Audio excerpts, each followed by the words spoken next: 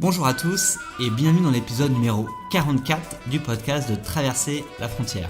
Aujourd'hui, nous accueillons Stéphanie et comme tous les invités du podcast, c'est une grande passionnée de voyage. Elle a beaucoup voyagé quand elle était jeune et en fait, quand elle a commencé à avoir des enfants, elle ne s'est pas arrêtée de voyager, elle a continué à voyager avec eux alors qu'ils n'avaient que quelques mois ou quelques années. Donc moi j'ai trouvé le sujet passionnant et Stéphanie c'est une femme vraiment, c'est une femme géniale. Donc du coup dans l'interview elle va nous parler de comment elle fait pour voyager avec des enfants, donc comment ça se passe au niveau du logement, au niveau du transport, de la nourriture, de la santé, de la sécurité, etc. Donc vraiment au niveau pratique, donc comment on fait. Et puis aussi, qu'est-ce que ça a changé un petit peu le voyage avec les enfants, le voyage sans les enfants, comment elles s'organisent, comment ça change un petit peu l'état d'esprit qu'ont les enfants par rapport à d'autres qui ne voyageraient pas autant. Donc c'est super enrichissant, notamment si vous avez des enfants et que vous voulez voyager ou que si vous souhaitez avoir des enfants plus tard et que vous êtes passionné de voyage et comment vous pouvez allier ces deux passions. Avoir des enfants c'est pas une passion mais en gros la passion du voyage et avoir des enfants. Donc voilà, moi ça m'intéressait parce que j'y connais rien et que je compte avoir des enfants et voyager avec eux plus tard. Donc j'ai appris énormément de choses. Et juste avant de commencer, je veux juste faire un truc que je fais assez peu, c'est vous demander quelque chose. En gros, le podcast de Traverser la frontière est sur iTunes et j'aimerais juste, si vous avez 60 secondes, je pense que ça dure 1 minute maximum à faire, que vous notiez le podcast de Traverser la frontière sur iTunes. Donc pour ça, vous pouvez juste mettre une petite étoile, donc 5 étoiles sur le podcast, vous laissez un commentaire si vous aimez le podcast et me laissez un commentaire. Vous pouvez le faire très facilement donc en allant sur iTunes, donc par exemple en allant sur traverserlafrontière.com/iTunes, vous serez redirigé directement vers la page du podcast, ou bien en allant sur iTunes et tapez Traverser la frontière et puis retrouvez le podcast et mettez une petite note. Donc si vous avez iTunes, ça me ferait super plaisir si vous me laissez une review ou si vous mettez 5 étoiles. Et si vous n'avez pas 60 secondes ou si vous n'avez pas iTunes, je vous en voudrais pas et je continuerai de toute manière à faire le podcast. Donc je remercie ceux qui le feront et puis c'est tout. On y va pour l'interview avec Stéphanie. Allô ? Oui, allô ? Stéphanie ? Oui, coucou Michael. Tu vas bien ? Ça va. Bon, merci à toi d'avoir pris le temps de faire cette interview avec moi parce que je sais que tu travailles pas mal, du coup que t'as pas trop de temps pour toi, donc merci à toi. C'est vraiment un plaisir, donc c'est un plaisir. Bon alors, pour toutes les personnes qui écoutent et qui te connaissent pas, est-ce que tu peux juste me dire un petit peu, te présenter, me dire quel âge tu as, d'où tu viens, qu'est-ce que tu fais dans la vie et tout ça. Ok, alors voilà, donc moi c'est Stéphanie, donc j'ai 38 ans. J'habite dans un tout petit village de 200 habitants à une trentaine de kilomètres de Dijon. Je suis prof d'anglais dans un lycée, donc fonctionnaire classique, une petite vie tranquille à la base, avec une grosse sécurité au niveau travail. Et j'ai une autre passion, donc c'est les voyages. Donc je me définirais comme moitié prof, moitié voyageuse en fait. Voilà. D'accord. Et tu as des enfants du coup ? Ouais, j'ai 2 petites filles, donc je suis mariée. Mon mari, donc ça fait 21 ans qu'on est ensemble, c'est assez exceptionnel dans le sens où on n'avait pas prévu à la base que ça durerait aussi longtemps. Okay. Mais on s'est rencontrés à 18 ans, on a fait nos études. On a commencé à voyager et puis on a continué quand nos petites filles sont arrivées à nos 30 ans. On a bien profité de la vingtaine pour barouder tous les deux en sac à dos. Ouais. Et puis ça fait 7-8 ans, à mon âge, qu'on n'a pas arrêté avec nos puces. D'accord, parce que tes enfants là, tes 2 filles, du coup elles ont quel âge là ? Alors elles vont avoir dans quelques semaines 9 et 7 ans. Donc elles ont 2 ans d'écart. D'accord. À 30 ans est arrivée la première et puis on a enchaîné avec un bébé 2 ans après. D'accord, ok. Et en fait, je veux juste savoir un petit peu avant d'aborder le voyage avec tes filles. Avant en fait d'avoir ces enfants-là, tu faisais quoi ? Donc tu passais ton temps à voyager, tu travaillais aussi ou Alors on a été très classique dans notre parcours. En fait, on est issu de familles modestes. Nos parents ne voyageaient pas du tout, si ce n'est les classiques semaines de vacances en France l'été. Et dès qu'on a fini nos études, entre autres après mon année Erasmus à 22 ans à Manchester, où j'ai rencontré plein d'Anglais et leur façon de prendre des années off, etc. On s'est mis à voyager pendant nos vacances, essentiellement. Et étant prof tous les deux, parce que mon mari est prof des écoles, on voyage 3 mois par an, en fait. Ce qui nous permet 4 à 5 voyages, dont notamment les 2 mois d'été. On profite des 2 mois pour aller plus loin, plus longtemps, ou pour faire un peu plus de multidestination. Et quand l'opportunité s'est présentée, on a aussi pu prendre des mi-temps annualisés ou profiter du congé parental après la naissance des petites pour partir un peu plus longtemps. C'est fait un break de 6 à 8 mois. D'accord, Donc donc voilà. vous avez toujours été tous les deux profs et voyagés en même temps, donc. Ouais, on a été prof. Mon mari devait être ingénieur microbio au départ et puis il s'est réorienté. Et dès il est devenu un site, en fait, ça nous a permis d'être calés sur les timings. Mhm. Et c'est notre passion principale, quoi. Quand on n'est pas en voyage pendant nos périodes de travail, on fait couchsurfing, on a des voyageurs à la maison. Ouais, Donc en fait, 12 mois sur 12, on est dans l'esprit voyage. Entre les forums d'écran de l'aventure, les gens qui viennent, les voyages qu'on prépare, les voyages qu'on digère. ouais, On est un tout le temps dedans dans une ambiance internationale. Ce qui est top dans un petit village, c'est d'amener le monde chez soi aussi. Donc c'est bien. Et ça a été d'accord. un choix de venir dans le petit village pour calmer un peu le jeu sur notre vie en ville. Parce qu'on a vécu Manchester, Paris, Dijon, de plus en plus petit. Mhm. Et avec les enfants, pour continuer de voyager, on avait besoin de cette énergie et on a décidé de calmer les transports du quotidien pour avoir de l'énergie pendant les vacances et être prêt à partir avec les 4 sacs à dos. D'accord. Sinon, ça aurait peut-être pas été jouable. Continuer la vie citadine, à un moment, il faut souffler. Ouais. Mais du coup, quand tu as eu ta première fille, est-ce que tu t'es dit, ah mince, je vais plus pouvoir voyager? Ou bien tu disais, ah, je vais quand même essayer de continuer à voyager? C'était quoi un petit peu ton état d'esprit? Alors, ça n'a pas dû durer longtemps, mais c'est vrai que déjà, pendant la grossesse, on a entendu des gens nous dire ça va vous changer, ou nous tracer un peu une image noire. Il y avait le avant et il y aura l'après quand on va être parent. Ouais, Et c'est vrai pendant la grossesse, bon, ma grossesse a été un peu compliquée, donc on a senti qu'il fallait lever le pied. Entre autres, bien, déjà des sécurités par rapport à l'avion, les transports, on ne pouvait plus bouger autant. Donc ça nous a fait un petit peu peur. Et puis une fois que l'enfant est sorti, finalement, il suffit de se concentrer sur des destinations un peu plus safe les premières années. Donc on a été plus sage, on va dire. On a vraiment pensé différemment.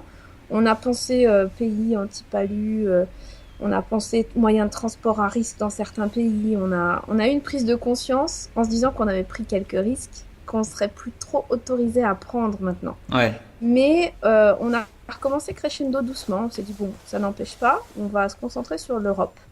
Donc on a commencé très tôt, quand elle avait quelques mois, la première sur Londres, après un tour chez des copines en Angleterre, l'Andalousie, Barcelone.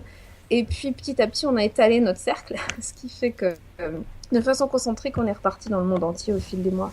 Maintenant, c'est vrai qu'après, il y a eu la deuxième grossesse, 1 an et demi après, ce qui nous a encore un peu freiné. mhm. Et on n'a jamais perdu de mois de voyage. Et on a de façon concomitante découvert Couchsurfing dès la naissance de la première. D'accord. Donc ça a été top aussi parce qu'on pouvait moins sortir tous les deux en semaine. Du coup, la petite, on s'en occupait bien. Et quand elle était dans son lit, nous, on faisait des soirées avec des couchsurfers. Il y avait le Québec à la maison, la Turquie à la maison, à Dijon, donc c'était cool.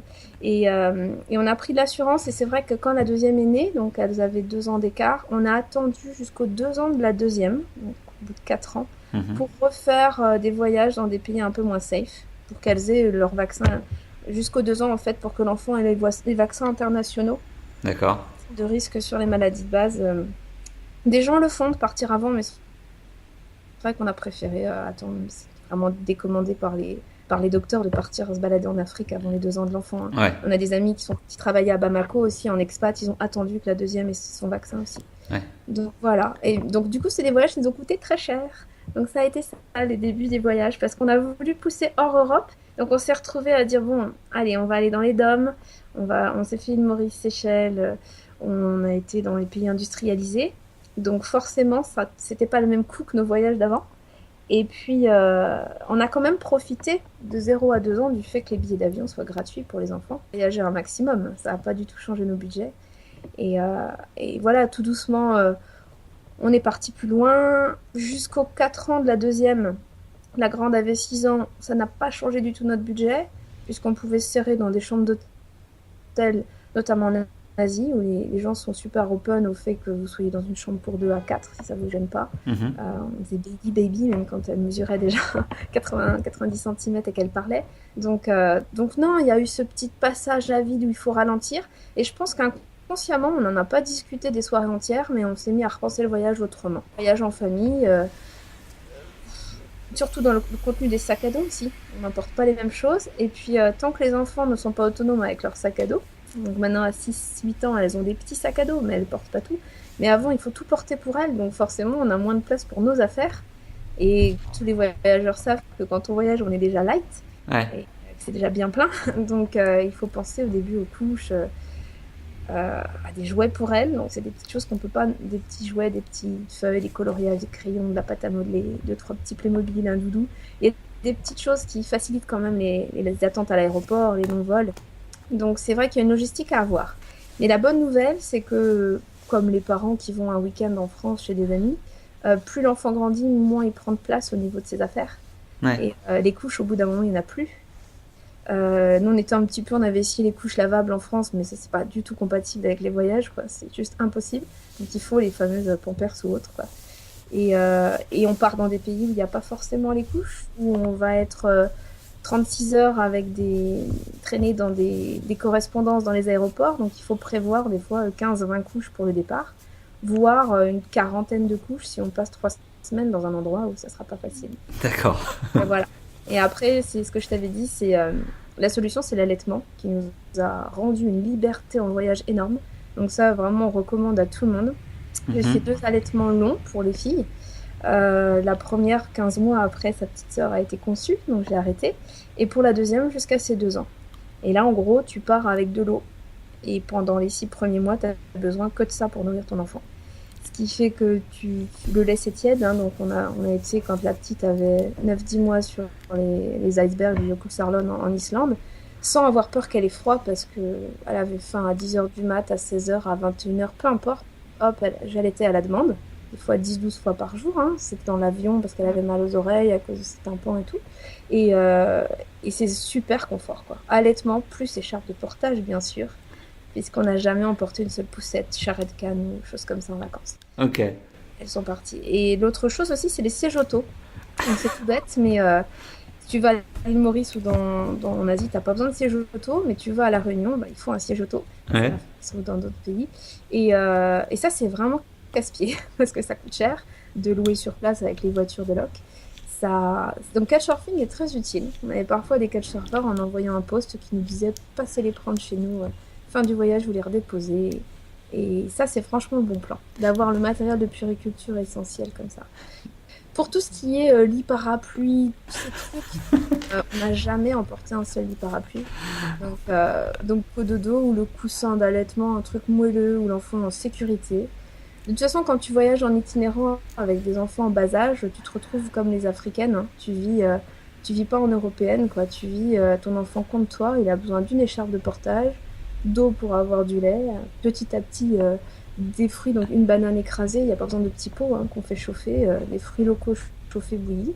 Et voilà, et tout doucement. Et les filles ont du coup appris à goûter plein de choses. Donc on a tenu compte des recommandations anti-allergènes, pas leur donner de choses trop tôt. Mais voilà, après elles goûtent un petit peu des tapas, un petit peu tout, et elles ont eu une éducation au goût énorme.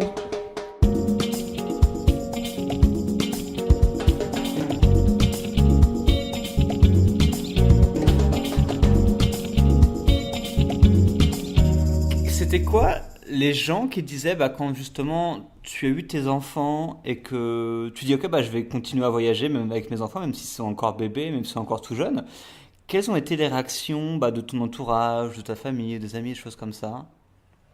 Personne n'a été surpris.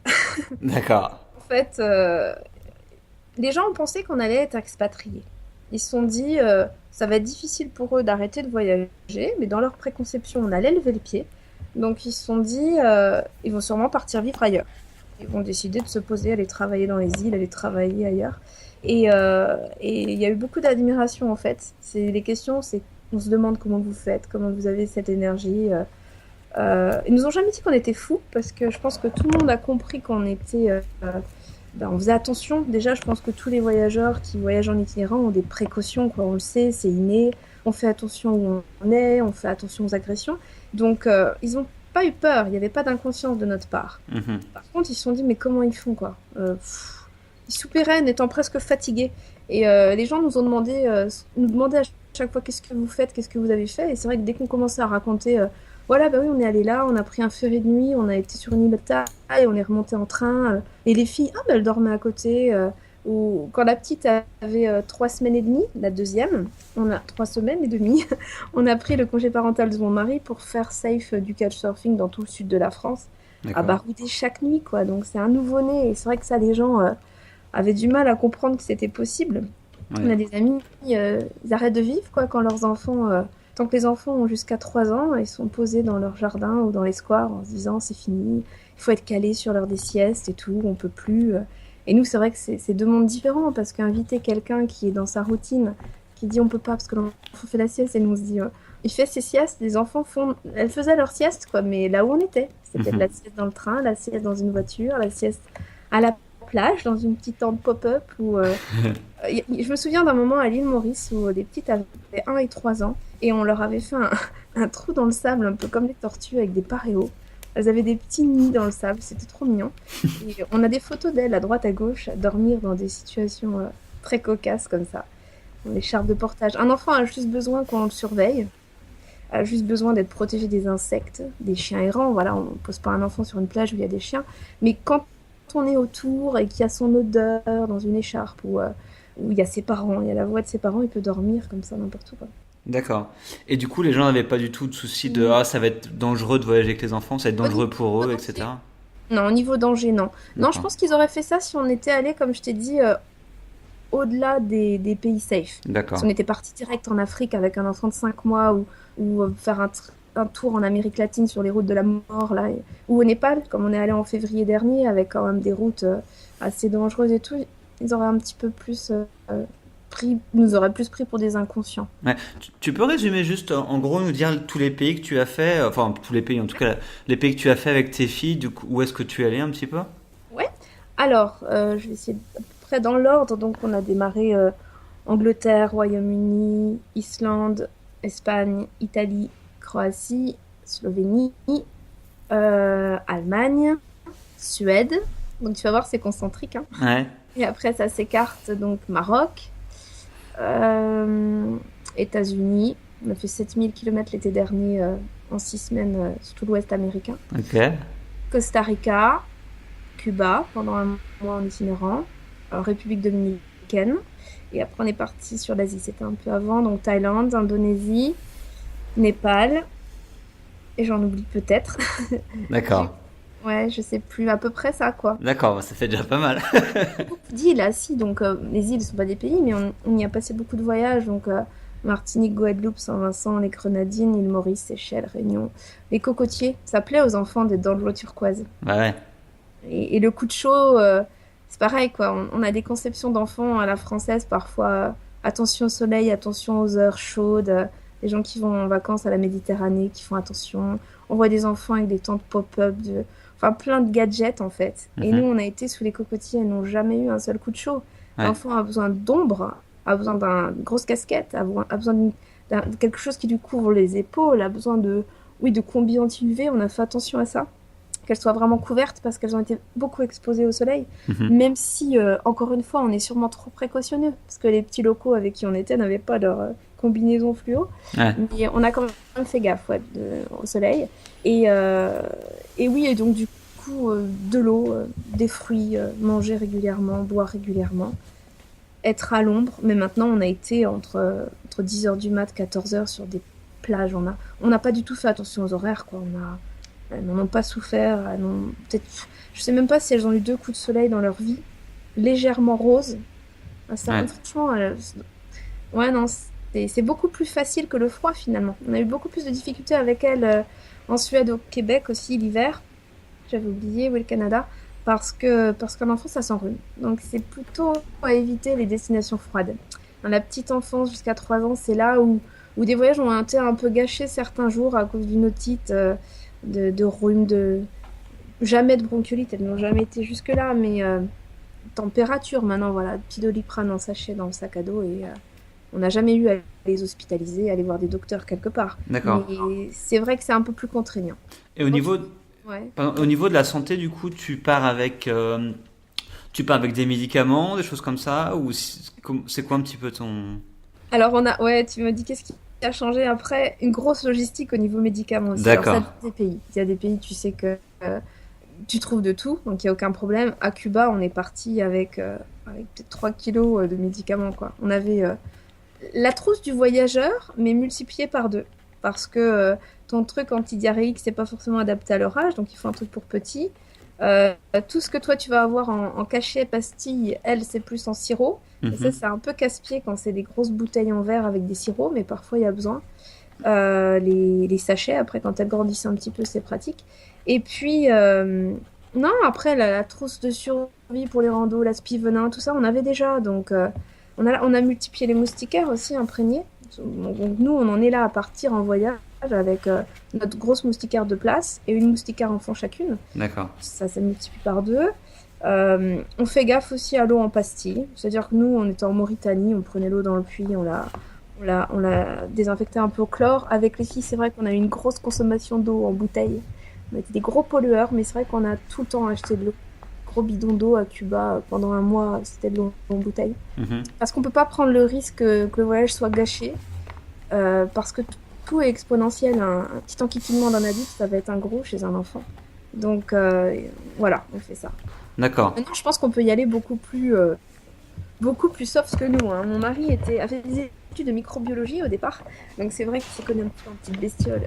Donc il est un petit peu au fait de tout ça et plus rigoureux, je pense, que d'autres parents voyageurs peut-être sur ça. Mais bon, D'accord.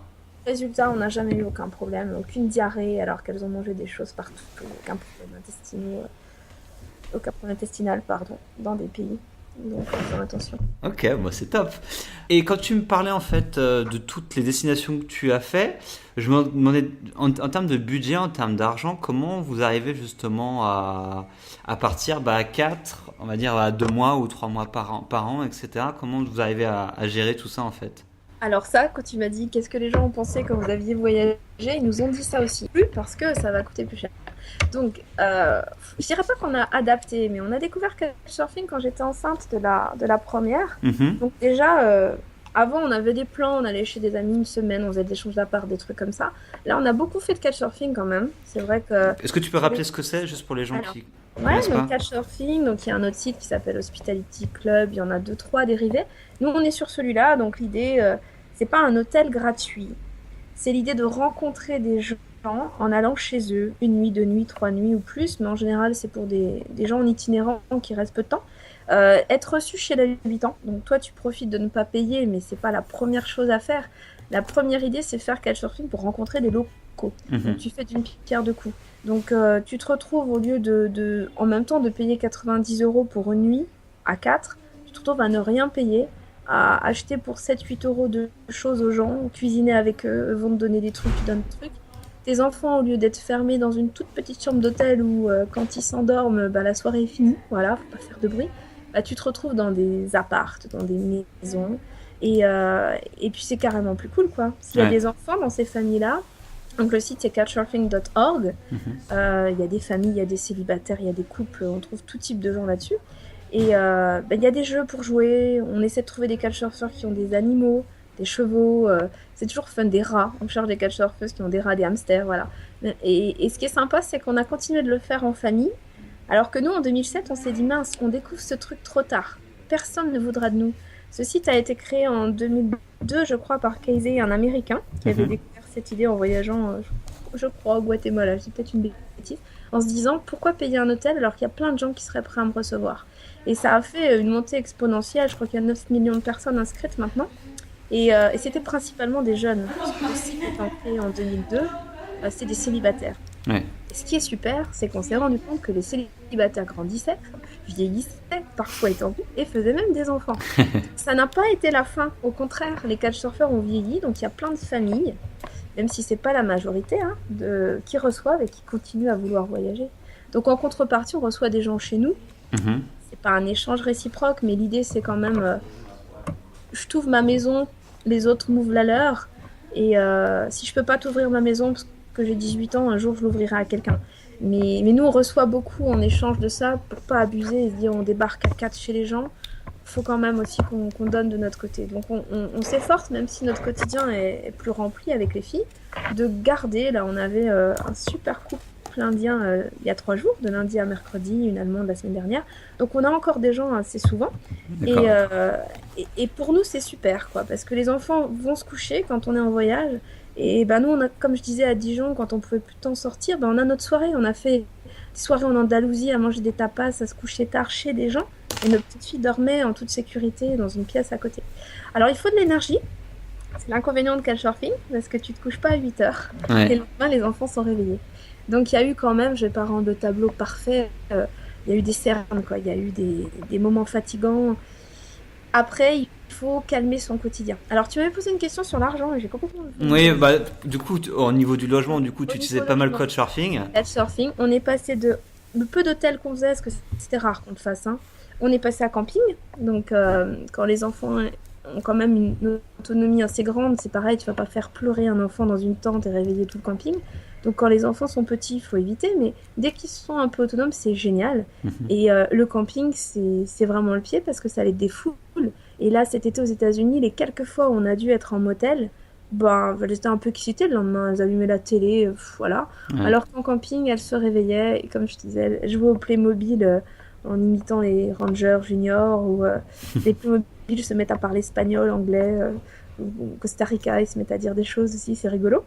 Et tout ça dans la nature. Donc, on emmène une petite poignée de jouets. Elles ont droit à un sac de 20 cm² chacune. Petit sac Décathlon, là. Et excuse, je mets plein de marques dans ton interview. C'est pas grave. Nos petites habitudes, parce que c'est moins cher qu'ailleurs. Et c'est pratique pour les enfants.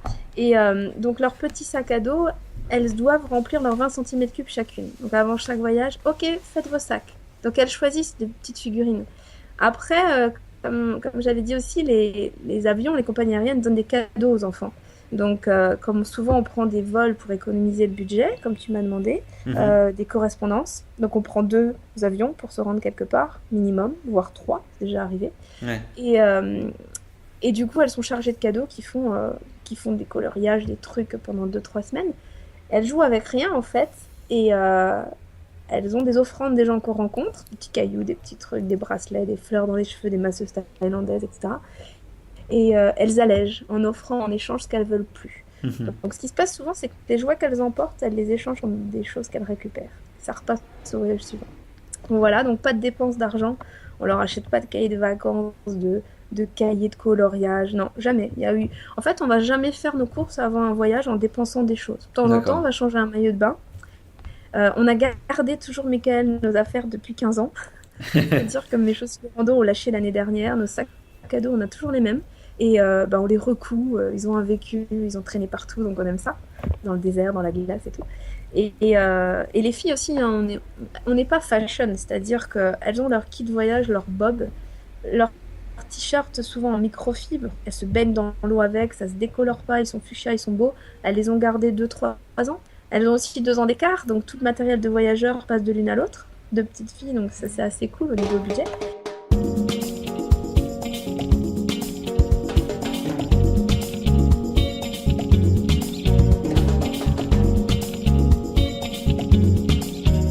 Et pour le gros budget, donc billets d'avion, on s'était dit dès la naissance qu'il fallait qu'on prenne nos billets bien plus longtemps à l'avance pour retomber sur nos pattes. On l'a fait au début, mais ça nous a vraiment saoulés en fait. C'est-à-dire réserver pour maintenant un truc dans 11 mois, ça nous a vraiment gavé. On ne sait pas maintenant où on veut aller dans 11 mois. Donc on est reparti sur acheter des billets 6 semaines avant le départ, en regardant par rapport à notre liste immense d'envies, les billets les moins chers. Donc on ne choisit pas nos destinations. C'est la destination qui nous choisit en fait. D'accord, ok. C'est-à-dire qu'on a une vingtaine d'endroits, on sait qu'on veut encore aller en Namibie, en Bolivie, et bien on ira le jour où ça sera propice, on trouvera des billets pour. Donc on fait pas nos voyages dans l'ordre, on fait nos voyages suivant les coûts. Alors c'est des trucs de folie, hein, pour aller aux États-Unis. L'été dernier, on est passé par Istanbul par exemple.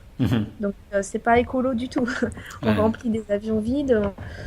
L'avantage c'est qu'on est prof et qu'on a du temps. Donc ça s'adresse aux gens qui ont du temps. Si on a 2 mois l'été, on peut perdre 3-4 jours dans les avions et les aéroports au niveau de notre budget. C'est la seule solution. Sur 15 jours, c'est pareil. On va être que 12 ou 10 ou 11 jours sur place. Mais c'est le prix à payer. Aussi un conseil, c'est pas au niveau du budget, mais au niveau de l'organisation, ne pas prévoir de partir dès les vacances avec des enfants. Il faut se reposer un petit peu. Donc on avait tendance, ou les gens qui poseraient des congés en se disant voilà, on part 10 jours, c'est juste ingérable de finir le travail le vendredi et de partir comme on faisait avant sur le billet discount samedi matin 6h Charles de Gaulle, quoi. Ouais. C'est pas possible. On l'a fait quelques fois, on était de mauvaise humeur 3 jours, petits et grands, parce que les filles étaient stressées dans nos préparatifs, nous on était fatigués parce que dans l'avion tu dors que d'un œil, tu surveilles tes enfants, hein, c'est pas comme quand tu pars à deux. Et donc maintenant on se laisse vraiment une journée, voire 2 jours, pour on se repose, on se calme, on les fait garder pendant qu'on prépare, elles vont jouer chez des amis, c'est bien si les enfants sont pas dans vos pattes. Vous préparez les sacs bien plus vite. C'est la partie la moins sympa du voyage aussi pour elles, donc autant qu'elles la voient pas. Les dernières réservations, les derniers mails. Du coup, ils arrivent et hop, on embarque tout le monde. Pour les décalages horaires, il n'y a aucun problème, ils s'y font très très bien, mieux que nous. Et le budget local, c'est se tourner vers l'Asie. C'est se tourner vers des pays où on va manger dans la rue safe. Les pays où on ne peut pas manger dans la rue à cause du côté sanitaire vont coûter plus cher parce qu'il va falloir aller dans des restaurants ou acheter des choses en grande surface, du truc industriel. Voilà. Les pays où on peut manger des glaces, des sorbets, des trucs dans la rue à coûts locaux, c'est vraiment génial, quoi. Donc pour les parents qui voudraient de l'aventure, de l'exotisme, je conseille vraiment l'Asie. L'Amérique latine a d'autres contraintes. C'est plus difficile, ça peut coûter plus cher, ou on peut être dans des situations un peu plus délicates au niveau des transports, tout ça. Voilà, en Asie, on a nos taxis, c'est super pratique. Bangkok, c'est une aventure de folie parce que avec des pitchouns qui savent pas marcher, on est les rois du pétrole, le taxi c'est à peu près $2 pour traverser la capitale. Les enfants adorent ça parce que c'est des voitures roses. Bah ouais. Ça vous pose à l'hôtel quand vous êtes chargé de bagages, que vous n'avez pas trop l'expérience d'avoir 2 bancs, les sacs à dos, le taxi vous pose. En Asie, on ne porte pas les sacs quand on veut voyager un peu confort sans plomber le budget. Dans d'autres pays, il va falloir retrousser ses manches, quoi. Donc à Cuba, c'était hyper physique. Elles avaient 3 et 5 ans. On n'a pas de transport, donc elles ont attendu parfois 5 heures un bus. Donc c'est là qu'il faut que les parents aient beaucoup d'imagination. Ouais. Mais une fois le billet d'avion payé en plus, pour l'instant, elles ont 7 et 8 ans, ça n'a absolument pas gonflé notre budget par rapport à notre coût de la vie ici. Donc bien sûr, elles mangent plus ici. Bien sûr, en France, elles utilisent plus de chaussures, donc on a des dépenses. Mais c'est des dépenses qu'on aurait ici comme en voyage. Ouais. C'est les mêmes, elles mangent plus, mais ici aussi, quoi. Donc voilà. Donc non, je pense qu'une fois le billet d'avion, ça ne doit pas coûter plus cher, quoi. Forcément, si tu vas... on est allé à Londres quelques jours en décembre. Là, voilà, quoi. On ne peut pas rentrer dans un hôtel à 4 quand on est... À 4 en payant pour 2 personnes. Classique hôtel Formule 1, c'est 3 personnes, quoi. On rentre pas dans la chambre à 4, il n'y a pas moyen. Ouais. Tu vas en Asie, tu passes en Jordanie en escale, tu vas au Maroc, voilà. Et j'attirerais aussi beaucoup l'idée de pays vers les pays qui aiment les enfants. Alors, c'est des gros stéréotypes, mais il y a des pays qui sont assez... des pays en général, hein, les gens après bien sûr sont différents les uns des autres, assez... qui les voient pas en fait. Il y a des pays qui sont fadas des enfants. Il y a des pays vraiment où, je vous dis, elles sont couvertes d'offrandes. Elles sont à l'île Maurice, par exemple, ils sont fadas des enfants. Les masseuses en Thaïlande sont fadas. Et plus les enfants ont un air différent, plus c'est l'attraction publique, quoi. Ouais. Donc au Népal, c'était merveilleux aussi, quoi. On est allé en février, 4 semaines avant le tremblement de terre, en période de vacances scolaires, mais il n'y avait aucune petite blanche là où on était. On n'était qu'avec des Népalais, même à Katmandou, les Parisiens étaient en vacances la semaine d'après. Donc peut-être qu'il y en a qui sont arrivés. Mais dans notre zone de vacances, les gens venaient leur caresser les joues, leur parlaient, les saluaient. Elles ont eu 10 000 namasté, des sawatika en Thaïlande. Et ça, elles aiment. Donc, je pense que tous les enfants, ça fait une approche de découverte de l'autre qui est formidable. Ouais. Donc, et en dehors du coup de tous les aspects pratiques dont on a parlé, dont tu as parlé, au niveau de tes enfants, comment ils se sentent vis-à-vis du voyage ? C'est-à-dire que vous, c'est votre passion, mais est-ce que eux, du coup, ils apprécient vraiment le voyage ? Est-ce que, c'est quoi leur relation par rapport à tout ça ? Alors je pense, je vais pas dire qu'elles n'apprécient pas parce qu'elles sont super contentes à chaque fois, mais elles l'ont carrément banalisé. C'est ça la différence par rapport à nous, c'est que c'est leur vie. Et on avait encore des amis le week-end dernier.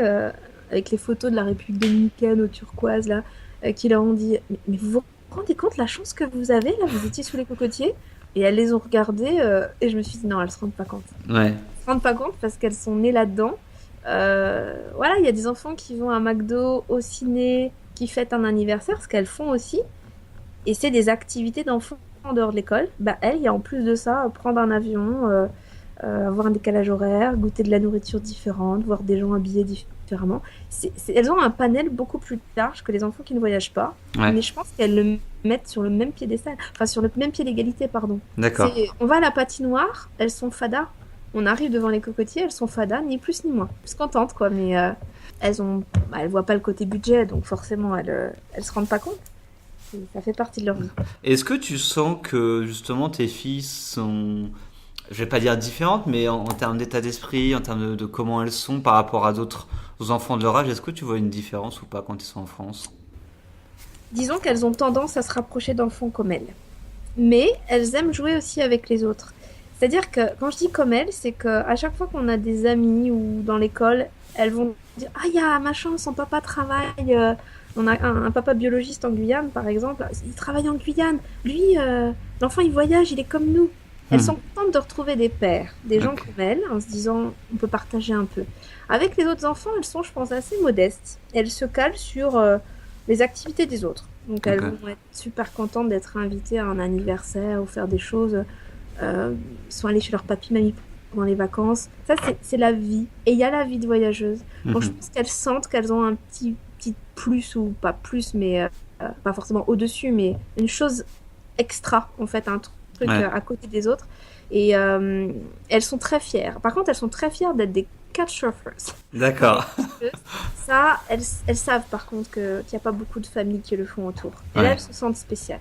Et encore là, avec les petits Indiens, là, elles nous ont dit waouh, c'est super, n'empêche, on laisse notre maison. C'est génial, on leur a cuisiné des cuisses de grenouille, c'est la fête pour elles de faire découvrir des trucs rigolos aux autres et tout. Et, Ouais. et c'était drôle quand elles étaient petites parce qu'elles disaient aux gens, commençaient à parler, 2 ans, 2 ans et demi, c'est moi je suis une catch surfeuse. Et les gens disaient quoi? C'était un mot comme je suis une enfant, j'aime Spider-Man, je suis une catch surfeuse, tu connais pas catch surfeuse? Et ça, c'est comme quand je te dis les cocotiers, elles relativisent par rapport à nous et pour elles c'est normal. Ouais. C'est dingue parce que c'est vrai que pour la plupart des gens, ça veut rien dire, couchsurfing. Ouais, et elles en sont super fières. D'accord. Voilà. Ok. Non, bah c'est cool. Elles restent ouvertes à tout et les enfants comme elles, ce qu'on constate souvent, c'est l'imagination. Je trouve que c'est la différence principale avec les autres. C'est qu'ils ne se sont pas ennuyés, mais ils ont été confrontés à tellement de paysages, de saveurs, d'odeurs, de situations, d'apprendre la patience. Parce que attendre une correspondance 12 heures au Venezuela parce que l'avion à Caracas est en retard, enfin des trucs comme ça, à jouer, à aller au contact des autres, sinon tu t'ennuies comme un rat mort. Donc à aller proposer à jouer aux cartes avec un petit gamin dont tu parles pas la langue. Et puis si tu comprends pas le jeu de cartes, bah, finalement tu vas jouer à loup touche-touche, à te courir après. Enfin, et du coup, elles sont de l'imagination à revendre. Et je leur dis des fois, toi, tu t'ennuieras jamais dans la vie. Hein. Tu vas toujours trouver un truc à faire. Et les enfants comme elles, c'est ça. Et quand on est avec des amis, ils inventent des pièces de théâtre, ils inventent des histoires, ils se font des films avec une tablette. Enfin, et avec d'autres enfants, en fait, les enfants qui ne voyagent pas, qui sont habitués plutôt à des jeux de société ou même ceux qui jonglent et tout, elles nous disent, ils appliquent les règles en fait des jeux. Et Mhm. c'est nul parce qu'avec eux, on fait que jouer pour de vrai. Et elles aiment cette marge de liberté, d'être foufou. Et avec Couchsurfing, entre autres, les gens ont gardé un esprit enfant. Les Ouais. bons surfeurs dans l'esprit Couchsurfing. Donc, ça les amuse de voir des trentenaires faire des châteaux de sable avec elles ou faire des photos avec des grimaces. Et c'est super pour le transgénérationnel. Et les enfants qui voyagent, je pense, sont beaucoup plus dans le transgénérationnel. J'ai comme l'impression que même si elles te rencontraient, toi, Michael, d'ailleurs, elles t'ont vu un peu sur Skype, Ouais, l'autre fois. c'est un copain voyageur. Ouais. Je vois pas la différence d'âge entre toi et elle, peut-être. Mhm. Alors qu'avec les autres parents, d'ailleurs, elles vont dire le garçon, parlant de toi. Ouais. Et quand c'est des parents de leurs copains à l'école qui emmènent les enfants, elles vont dire le monsieur. Ouais. Pareil, elles vont dire la fille, quand c'est des gens en voyage, hiver à l'aéroport, et elles vont dire la dame. Pour des parents de leurs amis, je leur dis des fois, mais ils ont le même âge, tu sais. Elle dit, oui, mais c'est pas pareil. Voilà, elles se catégorisent comme ça. D'accord, ok. Bon, on va arriver à la fin de l'interview et du coup, je veux juste savoir si tu avais un dernier conseil, un dernier message pour justement les parents ou des futurs parents qui veulent peut-être continuer à voyager ou se mettre à voyager avec leurs enfants. Du coup, qu'est-ce que tu leur dirais, quoi? Alors, je dirais déjà que c'est pas évident pour les parents solo. Partir s'engager avec un enfant sous le bras, j'y pense que j'ai une copine qui s'est séparée il y a pas longtemps. Elle me dit je voyage plus, puis maintenant ça va être impossible.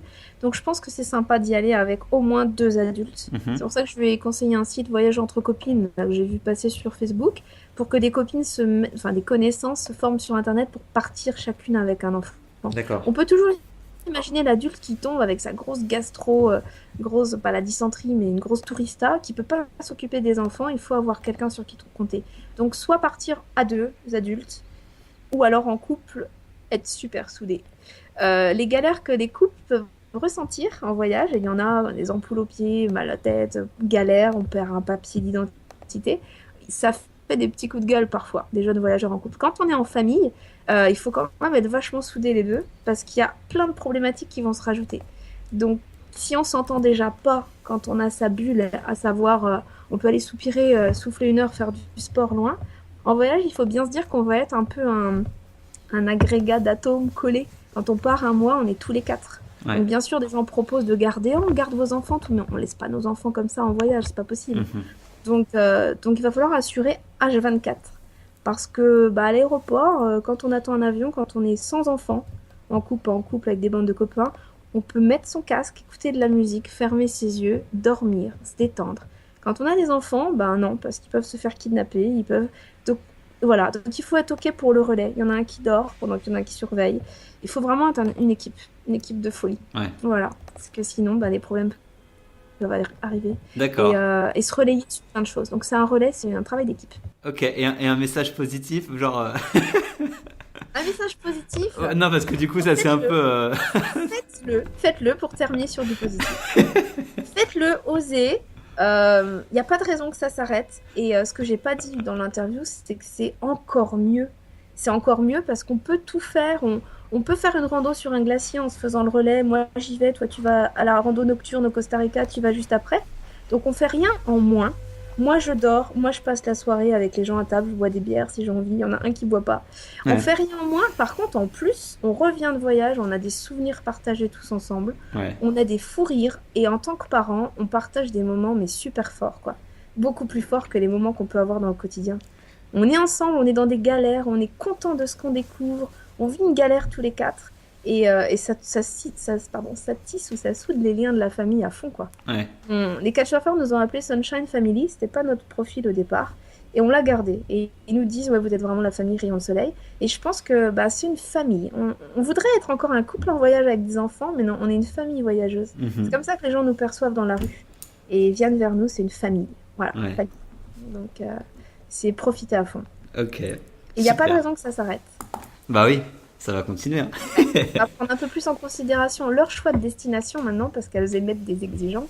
Bah oui, normal. Donc, voilà, on va réfléchir à 4 destinations. Pour l'instant, on réfléchissait encore à 2. Ok, ça marche. Et du coup, la prochaine destination, l'été prochain, tu sais ou pas encore? Alors, bizarrement, ça sera la France. Tu C'est vois. vrai? Ouais, on a un projet bébé, donc on va profiter de se reposer, mais aller plus faire festival d'Avignon, se balader, Pyrénées. D'accord. Voilà, mais des petites aventures, pas plan-plan. D'accord. Ça va être, camping, traverser à pied, faire du vélo sur des canaux, des petites aventures en fait. Super. Bon, Stéphanie, on va s'arrêter là. Ok. Même si je sens que tu pourrais continuer encore longtemps. Merci beaucoup Merci à toi aussi. pour tout ton temps. Super cool. Moi, comme j'y connais rien, du coup, j'apprends beaucoup de choses avec toi le jour où j'aurai des enfants. Ok. Et puis, j'espère que ceux qui ont écouté, qui ont des enfants, ça va peut-être les motiver un petit peu pour voyager, quoi. Et je veux juste dire encore un truc, Mickaël. Vas-y. Qui profite à fond avant l'adolescence. Parce qu'on a le cas de gens qui nous disent on attend qu'ils soient adolescents parce que ce sera plus facile. Non, un adolescent, ça bougonne. C'est pas content d'être avec ses parents toujours, donc n'attendez pas. Ouais. Dressez-les avant qu'ils soient adolescents. Le bel âge, la naïveté, 5 ans, 6 ans, 7 ans, 8 ans, c'est super. N'attendez pas l'adolescence. D'accord. Donc, dressez vos enfants quand ils sont jeunes. Habituez-les avant à voyager. Après, ils préfèrent jouer à la console et rester avec leurs potes. Ouais. Ok, ça marche. Bon, merci beaucoup Stéphanie. Et puis, à bientôt. Ouais, bonne continuation à toi aussi. Salut. Ciao. Et voilà, l'interview avec Stéphanie est maintenant terminée. J'espère que ça vous a plu et que vous avez pu apprendre pas mal de choses sur comment on fait pour allier le voyage et les enfants. Merci beaucoup à Stéphanie d'avoir participé au podcast. Merci beaucoup à vous d'avoir écouté encore une fois. Et n'oubliez pas, si vous avez iTunes, pour faire connaître le podcast à un maximum de personnes, plus j'ai de notes et plus j'ai de commentaires, plus ça m'aidera. Donc si vous avez iTunes, n'hésitez pas à aller sur traverserlafrontière.com/iTunes, de me mettre 5 étoiles ou de me mettre un petit commentaire. Ça me ferait super plaisir. Donc voilà, merci à vous si vous le faites. Et dans tous les cas, on se retrouve pour un prochain épisode très bientôt. Ciao.